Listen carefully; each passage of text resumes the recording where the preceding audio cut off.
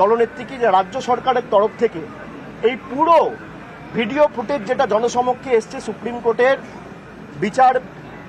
বিচারের সময়, শুনানির সময় যেন পুঙ্খানুপুঙ্খভাবে ডিটিপি করে জমা দেওয়া হয়। যে বিজেপির মণ্ডল সভাপতি, আর একজন মণ্ডল সভাপতি নয়, দুজন মণ্ডল সভাপতি, গঙ্গাধর কয়াল, শান্তি দলুই, দুজনেই বলছে। একজন বলছে 26 তারিখ এই যে রোবট নামিয়ে অস্ত্র উদ্ধারের যে নাটক, যে চলচ্চিত্র আপনারা দেখিয়েছিলেন, সেটাও তো সংগঠিত, সেটাও তো পরিকল্পিত। তিনি বলছেন যে বিজেপির নেতারা অস্ত্র রেখেছিল, তারপর সিবিআই গিয়ে রেড করে সে অস্ত্র উদ্ধার করেছে। সন্দেশখালীর যে বেলুন এরা ফুটিয়েছিল, বেলুনটা ফুটো হয়ে গেছে, হিতে বিপরীত হয়েছে।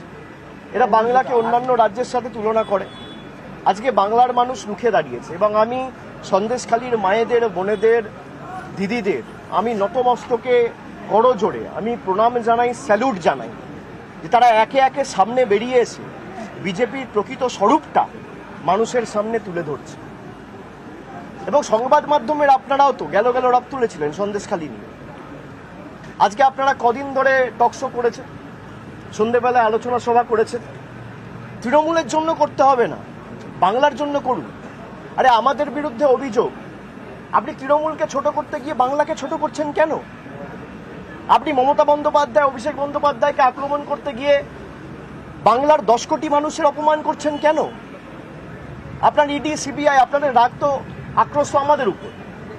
আমরা তো আইনি পথে লড়ছি, আমরা আগামী দিনেও লড়ব। কিন্তু 10 কোটি মানুষের কাছে, 10 কোটি মানুষের সম্মান আজকে আপনারা 140 কোটি মানুষের সামনে এই যে ছোট করলেন, বাংলাকে বদনাম করলেন, খালি নির্বাচনে ফায়দা লুটবেন বলে। আমি বলছি না, আমি গোর্ধার কথা শুনেছিলাম যে বিজেপি নির্বাচনে ফায়দা লোটার জন্য দাঙ্গা করায়। আমরা শুনেছিলাম পুলওয়ামার কথা, আমরা চোখে দেখলাম সন্দেশখালী। আর এই তথ্য অভিযোগ তৃণমূল কংগ্রেসের কোনো সমর্থক করেনি, বিজেপির পদাধিকারীরা করেছে, রেখাপাত্র করছে, গঙ্গাধর কয়াল করছে, শান্তি দলুই করছে। এমনকি যে মহিলার বিরুদ্ধে অভিযোগ, সেও বলছে আমি জানি না, আমাকে দিয়ে জোর জবরদস্তি স্বাক্ষর করে দিয়ে চলে গেল।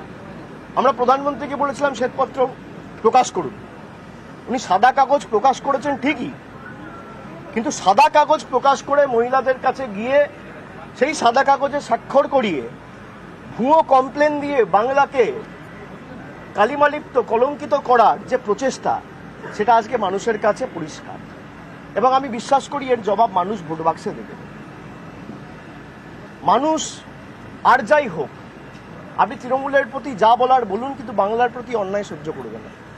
আমরা তো বাংলা বিরোধী বলতাম টাকা আটকে রেখেছেন বলে, আমরা বাংলা বিরোধী বলতাম আপনি ঈশ্বরচন্দ্র বিদ্যাসাগরের আবক্ষ মূর্তি ভেঙেছিলেন বলে, আমরা বাংলা বিরোধী বলতাম আপনাদের সভাপতি সুকান্ত মজুমদার স্বামী বিবেকানন্দকে অজ্ঞ বামপন্থী প্রোডাক্ট বলে।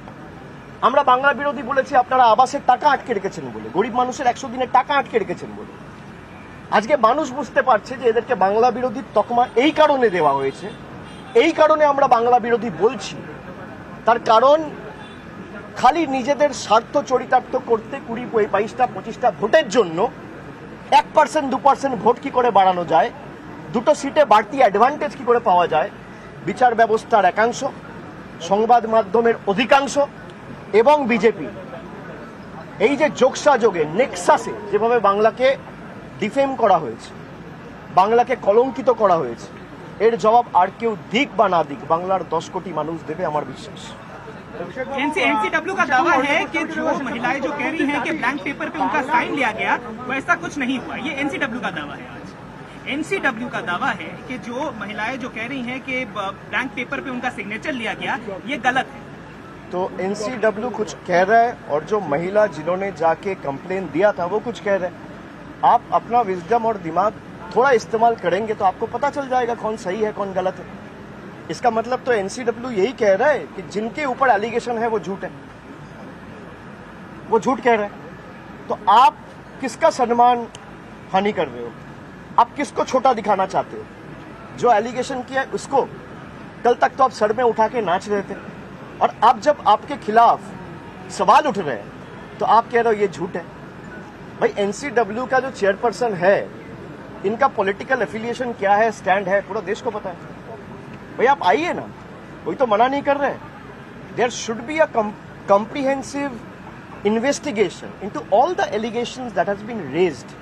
जब तक ठीक तरीके से कार्रवाई होगा नहीं, आपको पता कैसे चलेगा? आपने जिसके खिलाफ लगाया है, गंगाधर कयाल खुद कह रहा है कि भाई शुभेंदु अधिकारी पैसा बेचता था, इनको 2-2 हजार रुपए दिया है मैंने फेक और फॉल्स कंप्लेंट डालने के लिए। वो मोबाइल फोन बेचता था, वो ऊपर से कहता था हाँ सबको कॉन्फिडेंस में लेके ब्रेन वॉश करके करो। वो खुद कैमरा के सामने जो वीडियो में हम लोगों ने देखा है, वो खुद कह रहा है कि भाई कोई रेप नहीं हुआ है। ये मैं नहीं कह रहा हूं, बीजेपी के लोग कह रहे हैं। ये संदेश खाली में जो रेप के एलिगेशंस लाया गया था बंगाल को डिफेम करने के लिए, एक भी रेप का कोई भी घटना नहीं घटा है, नहीं हुआ है।